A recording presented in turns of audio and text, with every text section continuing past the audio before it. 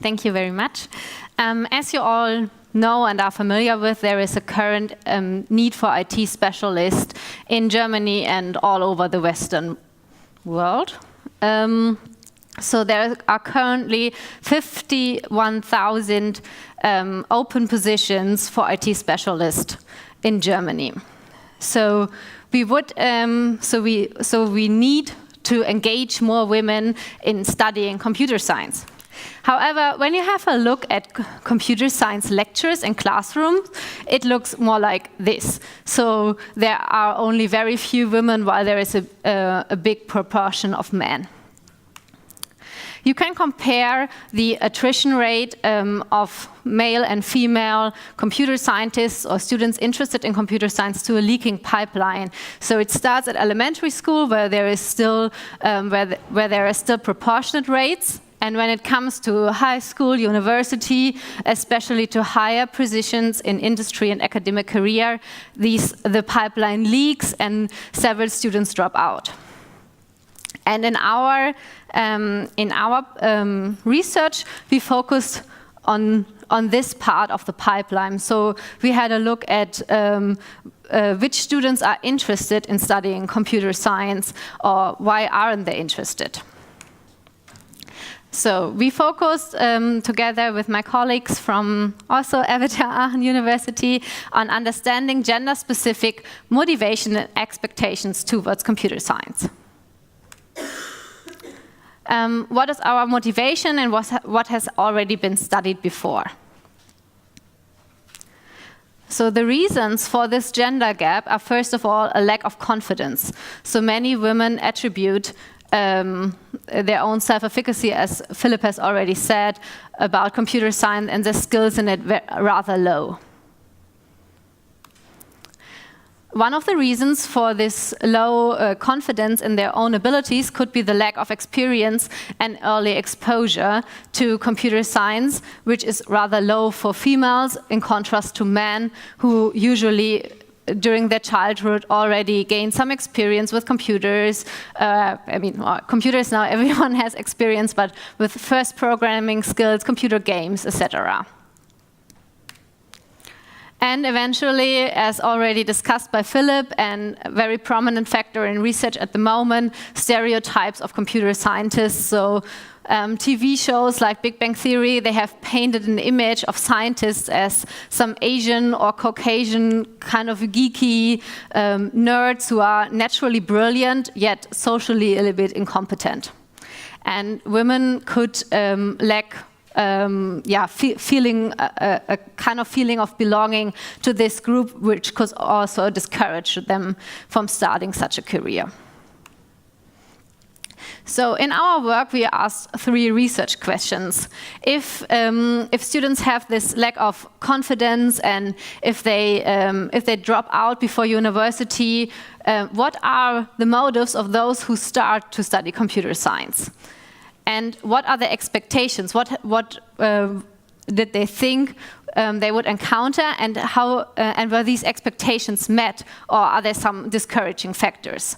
And finally, if women are worried that they don't have the skills and experience for starting a computer science career because of this lack of confidence, what are actually the required skills and experience according to computer scientists?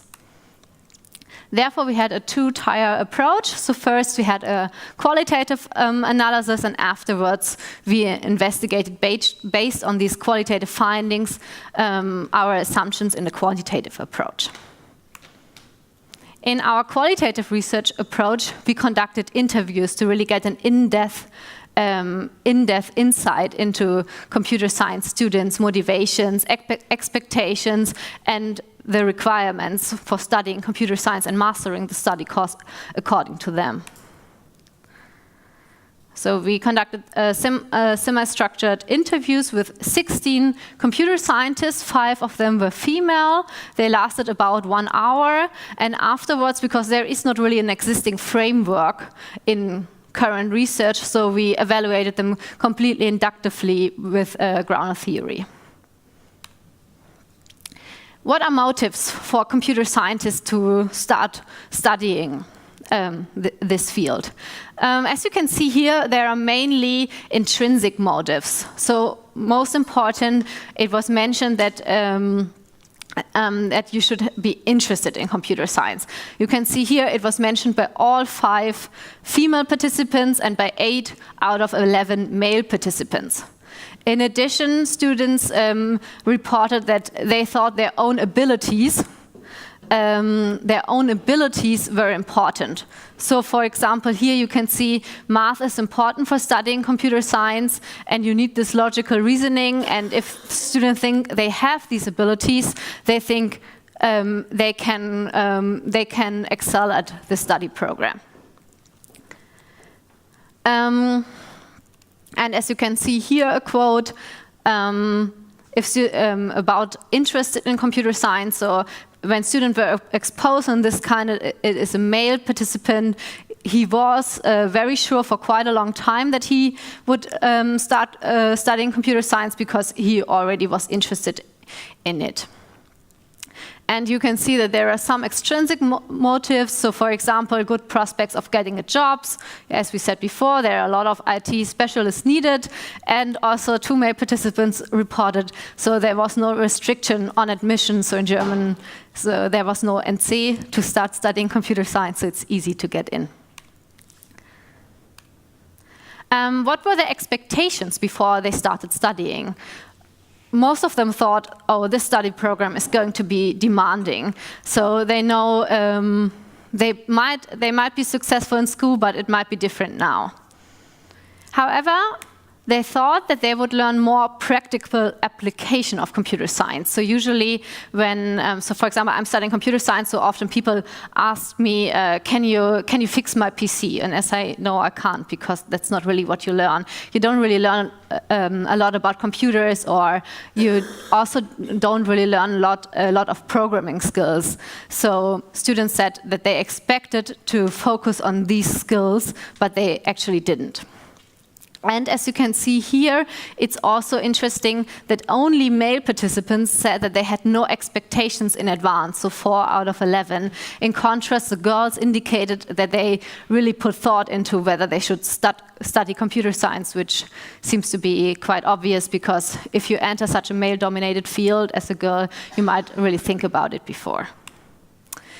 So what are the skills that computer scientists need according to other computer scientists students? First of all, again, the interest in computer science seems to be most important, and again, this was particularly important for girls. 4 out of 5 girls reported this, and 3 out of 11 male participants.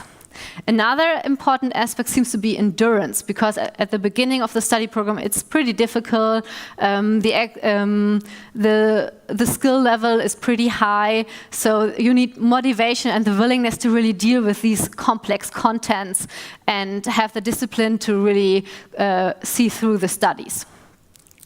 And you can see here that in contrast to the interest, which seems particularly important for girls, the male participants mostly stated that endurance and motivation are most important. So, for example, one female participant summed all the required skills up, and you mustn't get discouraged, so you somehow have to stay tuned and don't give up directly. You have to go through some stuff and struggle your way through. You have to be really interested in what you do. What about previous required experience? So for example, should you take an advanced class of mathematics in school, so a Leistungskurs, or should you have any previous computer science knowledge? And actually, all of our participants, or except for one, all said, okay, it might be beneficial, but it's really not necessary. You don't have to have this previous experience. The skills mentioned before were much more important than actually having some kind of knowledge before beginning to study. And you can see here that mostly male participants said it is beneficial.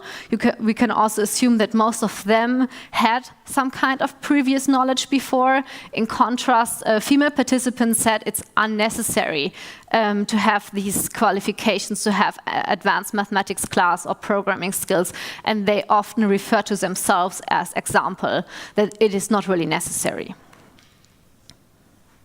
And you can see here again, it's not really important. It might be useful because you really understand the application, but it's not a requirement. We didn't ask in our interviews for a stereotypical description of a computer scientist, but some students mentioned it, so we found it interesting. But you have to consider here that this is only examples from some of the students, because, as I said, it wasn't part of the actual guideline. And as said before, you have this very typical description. Okay, it's some nerd sitting in a basement, spends a lot of time with computer, is socially a little bit incompetent, has not so many social contacts, but on the other hand has a profound knowledge of computers and has a lot of programming skills. So this seems to be important for students, although before they said that their expectations to have these skills were not really fulfilled. Okay, so now after we have done this insight into the qualitative motives, now we had a look at the quantitative results to really evaluate our assumptions with a bigger sample. So we had some hypotheses that there might be differences between male and female participants, but now we really wanted to evaluate this. And therefore we conducted an online survey with 205 participants. 21% of them were female. This is, of course, really low, which is one of the limitations of our study, but on the other hand, it is also a representative sample of what computer science is like. 61% of them were in their bachelor, 39% in their master, and 19% were already alumni, so they studied computer science before. It also has to be taken into consideration that there were different study programs of computer science who participated in this survey, and we haven't analyzed our data yet according to these different study programs. So, for example, we also included study programs like media informatics or technical computer science, which might differ regarding what students learn. So you can see our results here regarding the self-assessment of students' abilities and skills as we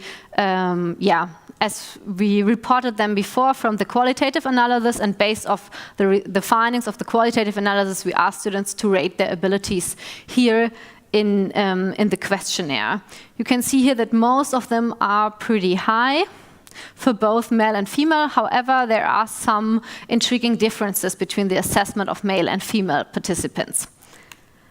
First of all, for abstract reasoning, there were significant differences that male participants evaluated the abstract reasoning higher than female participants. Abstract reasoning is a skill which is assumed to be innate, so you don't really think that you can learn, so most of the students don't really think that they can learn the abstract reasoning. A very big significant difference you can see in programming skills. Here, female students rated their programming skills rather low, in contrast to male participants. As I said before, female participants expected to have more programming skills, and it could be a possible explanation that male participants really engaged with programming in their leisure time and didn't learn these programming skills actually in one of the lectures. Interest in computer science, as mentioned before, one of the most important incentives for studying computer science, was high for both genders. However, it was significantly higher for male participants, although female participants put such an emphasis on this interest.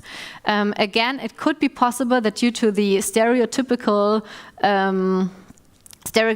images of computer scientists, females downgrade their own interest when they compare themselves with this stereotypical computer scientist who has a very profound knowledge of computer science and programming skills.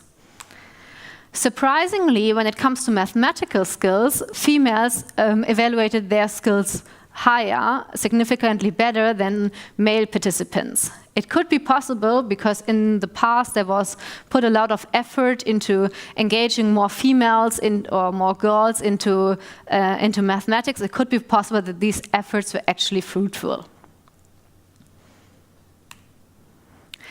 Regarding social competencies and communicative capabilities, you can see here that there are not many differences. In general, they were rather good. There's only one difference regarding social competence. Here, female participants assess their own skills significantly higher than male participants, which is not really surprising, but confirms previous research. And we asked participants to give a written explanation of a stereotypical computer scientist. We haven't evaluated the textual descriptions yet. However, we asked them afterwards in how far they think this description, which they give themselves of the prototypical computer scientist, matches themselves. And you can see here that men significantly thought more that the description of a stereotypical computer scientist matches themselves. For women, it's more low. However, you also have to take into consideration that also men didn't say, that not all men said, oh yeah, we are completely stereotypical computer scientists, but also for them, it's more a slight agreement than a complete appropriate description. What are implications for future research? First of all, the most important, the most crucial factor seems to be to increase the interest in computer science in female students. Interest was named the most important motive and incentive for studying computer science, in contrast to skills, which were actually not so important according to students. So it should be really important, or it should be really focused on in future research how to increase this interest. One possibility to increase this interest could be really classes or required classes at school to increase also self-efficacy, because students reported that their mathematical skills, female students reported their mathematical skills were rather good and even better than their male counterparts. So we can assume that maybe if female students gain experience with computer science and develop a kind of confidence earlier in school, it might also encourage them to pursue this career or this study program at university. And furthermore, the expectations of female students were not really met. So female students expected to gain more programming skills, more profound knowledge of computers, and it might help them to actually gain this knowledge to feel more a sense of belonging to the entire study program. So it should be thought about increasing the practical application of study programs. So, for example, making it more fun, or also emphasize the application of computer science for other rather, for example, also very social areas. So, for example, the significance of computer science for medicine, and the many possible areas of application for computer science. And that's it so far. I want to end with these implications, and thank you very much for your attention.